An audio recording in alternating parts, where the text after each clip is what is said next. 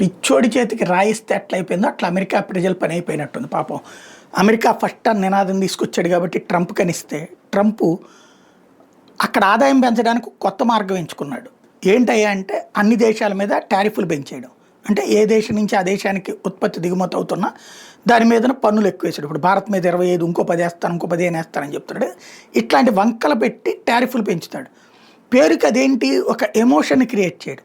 కానీ ఆ టారిఫ్లు పెరగడం వల్ల వాళ్ళ దేశంలో మనం 100 రూపాయలకి అమ్మే వస్తువు 25 రూపాయలు పెరిగితే 125 అవుతుంది, ఇంకో 10 పెంచితే 135 అవుతుంది, ఇంకో 10 పెంచితే 150 అవుతుంది. అంటే ఆ దేశంలో మన మార్కెట్ దెబ్బతీయడానికి అని చెప్తూ పోనీ అక్కడ దానికి ఆల్టర్నేటివ్ చేస్తున్నాడా అంటే లేదు. పైగా ఇప్పుడు యూరోప్ యూనియన్ మీద కూడా టారిఫ్లు వేస్తాడు, 35% టారిఫ్ వేస్తాడట. యూరోప్ యూనియన్ వాడు మాకు సరైన వాడు కాదు. పేరుకి ఇదంతా హడావిడి చేస్తున్న అసలు విషయం ఏంటి, ఈ టారిఫ్లు వేయడం వల్ల ఇమీడియట్ ఇన్కమ్ చేతిలో పడిపోతుంది. ఇప్పటికిప్పుడు వాళ్ళ దిగుమతి అయ్యే దాని మీద ఎక్కువ డబ్బులు వచ్చేస్తాయి.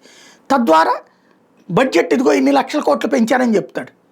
ఇది ట్రంప్ అనుసరిస్తున్న వ్యూహం. అంటే రూపాయిని సంపాదించడం చేతకానప్పుడు పెనాల్టీల రూపంలో రూపాయిని సంపాదిస్తాడు. కానీ ఈ పెనాల్టీలు కట్టేది ఎవరు? మనం కడతామా? మనం 100 రూపాయలు పెట్టి సరుకు అమ్మాం, వాడి దేశంలో 110 రూపాయలకి అమ్ముకోవాలి. వాళ్ళ ప్రజలకి 25 రూపాయలు ఎత్తు 125కి అమ్ముకోవాలి, ఇంకో 10 రూపాయలు ఎత్తు 135 రూపాయలకి అమ్ముకోవాలి. కొనేది ఎవరు? అమెరికా వాడే కదా. అమెరికా వాళ్ళ మీద పెనాల్టీలు వేసి ఇతర దేశాలను కంట్రోల్ చేస్తున్నామని చెప్పి అమెరికన్స్లోనే ముంచుతున్నాడు అనమాట. అది స్పెషాలిటీ.